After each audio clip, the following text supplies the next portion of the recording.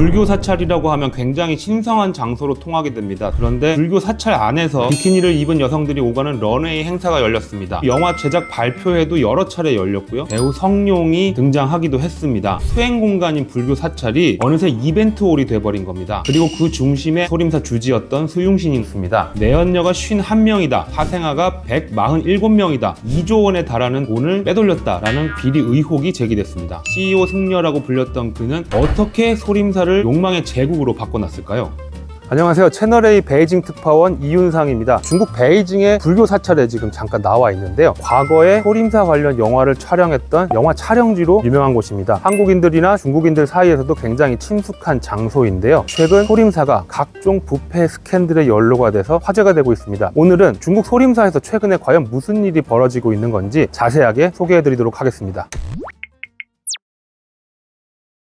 얼마 전 중국 불교계의 CEO라는 별명으로 불렸던 소림사 주지 수용신의 체포설이 돌았습니다. 주지 수용신이 중국 당국의 구금이 돼서 부패 혐의로 조사를 받고 있다는 그런 내용이었는데요. 이 같은 보도의 출발점은 온라인 공간에서 돌았던 소문이었습니다. 지난 7월 26일에 수용신이 내연녀 7명과 사생아 21명 그리고 직원 6명과 함께 상하이 푸동공항을 통해서 미국으로 출국하려다가 중국 당국에 붙잡혀서 구금돼 조사를 받고 있다는 소문이었는데요. 중국 공안 당국은 곧바로 그 소문이 사실이 아니라고 부인을 했습니다. 그런데 소림사가 홈페이지 계정을 통해서 이런 내용을 공개를 합니다. 수용신이 횡령과 불교 계율 위반 혐의로 중국 당국에 조사를 받고 있다는 겁니다. 횡령이라고 하는 것은 소림사의 자산을 개인적으로 빼돌렸다는 그런 내용이 되겠고요. 불교 계율을 위반했다는 것, 혼외자를 낳은 혐의도 받고 있다는 겁니다. 결국 무슨 얘기냐? 중국 정부도 수용신과 소림사 관련 스캔들을 매우 엄중하게 보고 있기 때문에 소림사도 수용신을 빠르게 손절하고 나섰다는 얘기가 된다는 겁니다. 금전적인 스캔들부터 내연녀 논란까지 각종 의혹에 휩싸여 있는 수용신이 누구일지 한번 알아보도록 하겠습니다.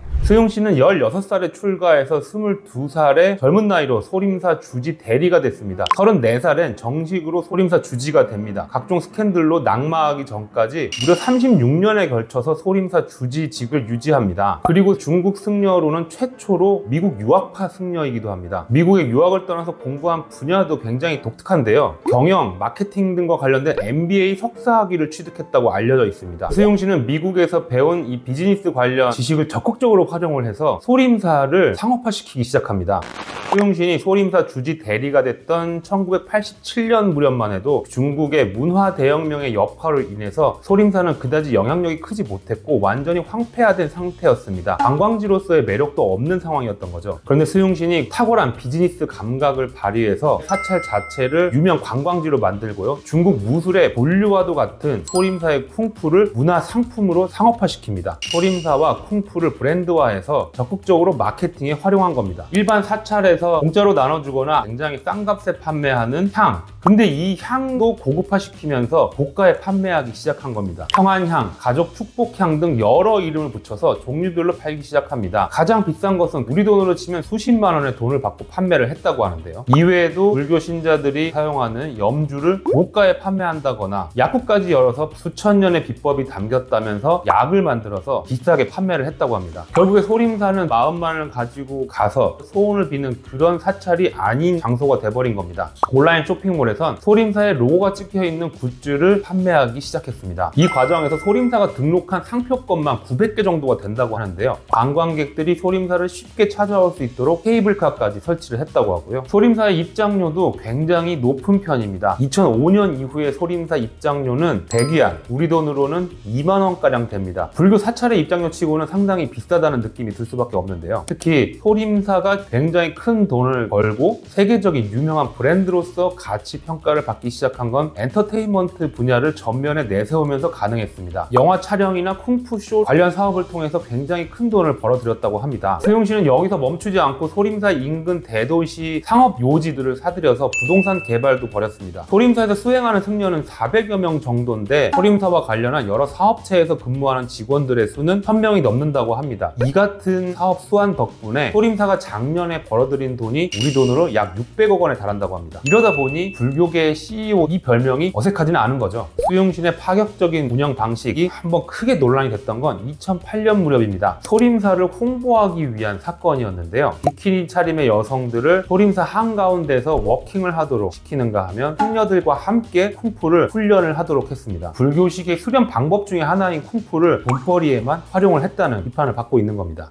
수용신을 둘러싼 부패의 의혹은 이번에 처음 불거진 건 아닙니다. 이미 10년 전에도 한 차례 대대적인 의혹 제기가 있었습니다. 수용신이 해외에 은닉한 자산이 약 2조 원이 넘고 내연녀가 51명, 사생아는 174명인데 이들을 통해서 11개의 회사를 운영하고 있다는 말까지 나오면서 파장이 어마어마했습니다. 그런데 당시에는 사실이 아닌 걸로 정리가 됐습니다. 그런데 이번에 중국 당국 수용신에 대한 조치들이 발빠르게 이루어지고 있는 것들을 보면 이번엔 제대로 칼을 빼든 걸로 보입니다. 일단 흔적이 박탈됐습니다. 이러한 흐름은 시진핑 중국 국가주석 체제에 들어서 종교와 관련된 정치적인 상황이 많이 바뀌었다고 볼 수 있습니다. 시 주석은 종교의 중국화 정책을 계속해서 추진하고 있습니다. 종교의 자유는 인정하겠지만 그 종교 역시 중국의 법과 제도의 틀 안에서 존재해야 한다는 겁니다. 세계로 뻗어나가는 소림사를 기획했던 수용신의 이 같은 활동은 종교의 중국화라고 하는 측면에서도 들어맞지 않습니다. 중국 당국 입장에선 그냥 두고 볼 수만은 없다는 판단을 내리게 된 배경이 됐을 수도 있다는 그런 분석도 나옵니다. 수용신의 승적이 박탈된 직후에 중국 당국은 소림사 주지를 발빠르게 임명하면서 그동안 수용신이 했던 상업화의 색채를 모두 빼기 시작합니다. 소림사 무술단의 해외 공연이나 상품 판매, 온라인 쇼핑몰 운영도 사실상 모두 중단이 됐고요. 비싸게 팔던 향이나 약품 같은 것들도 판매가 중단된 상태입니다. 향후에 조사가 어떻게 진행될 것이냐라고 하는 부분에서 여러 추측들이 나옵니다. 엔터테인먼트 사업을 전면에 내세운 만큼 연예계와 유착한 어떤 비리 의혹도 추가로 불거질 수 있는 거죠. 수용신이 소림사의 사업 자금을 빼돌렸다는 그런 혐의가 일부라도 사실로 드러날 경우에 결국 정부 당국의 조사는 빼돌린 돈을 어디에 사용했느냐라고 하는데 초점이 맞춰질 겁니다. 정관계 인사들에게 돈을 건넨 사실은 없는지 조사가 이어질 수도 있다는 관측이 나오는 겁니다.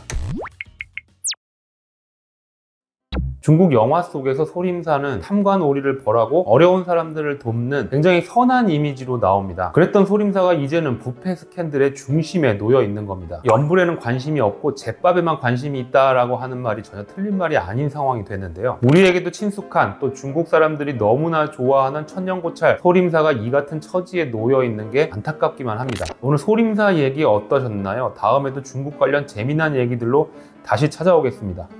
자, 이젠